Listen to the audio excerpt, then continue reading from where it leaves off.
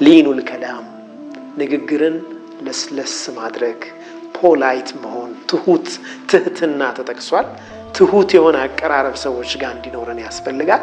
ያን ጀነት ነብዩ አለይሂ ሰላቱ ወሰላም ቱራ ዛሂሩሃ ሚን ባጢኒሃ ወባጢኑሃ ሚን ዛሂሪሃ ከውስጥ ሆኖ ውጯን ውጭ ሆኖ ውስጧን ማየት የሚያስችል ልዩ ክፍሎች ብለው ነብዩ አለይሂ ሰላቱ ወሰላም የጠቀሷቸውን ክፍሎች ለማግኘት ጀነትን ለማግኘት አንድ ሰው ንግግሩ ማማር መቻል አለበት።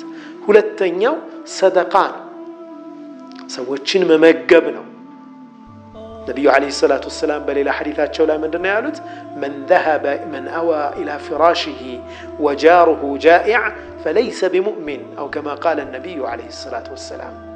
ሆዱን ሞልቶ ወደ ፍራሹ የሄደ ሰው ጎረቤቱ ተርቦ ሙእሚን አይደለም አሉ ነብዩ ሰለላሁ ዐለይሂ ወሰለም። ዙሪያችን ያሉትን ሰዎች መቃኘት ያስፈልጋል። ያለን እንደማካፈል የሚያስደስት ነገር የለም። በዱንያ ላይ ከሚደረግልን የበለጠ በምናደርገው ነገር ነው የበለጠ የምንደሰተው። ሐቂቃ እውነተኛ ደስታ የሚገኘው ከመቀበል በላይ በመስጠት ነው። ወለذلك اطعام الطعام ጀነት ከሚያስገቡ ስራዎች አንዱ ነው። ሌላው ጾምን አከታትሎ መጾም ነው። ረመዳን አንዱ ነው። ከረመዳን በኋላም ነፍሎች ይኖራሉ። እነኛን አከታትሎ መጾምም አንዱ ነብዩ አለይሂ ሰላቱ ወሰላም የጠቀሱት ነው። የመጨረሻው ለይል ሰላት ነው። ለይል ሰላትንም እንደዚሁ ለብቻ ሙሐደራ እናየዋለን በአላህ ፈቃድ።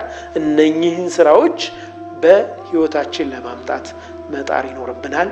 ያን ነብዩ ሰለላሁ ዐለይሂ ወሰለም አላህ አዘጋጅቶታል ያሉትን ጀነት የኛ ለማድረግ ይረዳን ዘንድ። ሰላሙ አለይኩም ወራህመቱላሂ ወበረካቱሁ።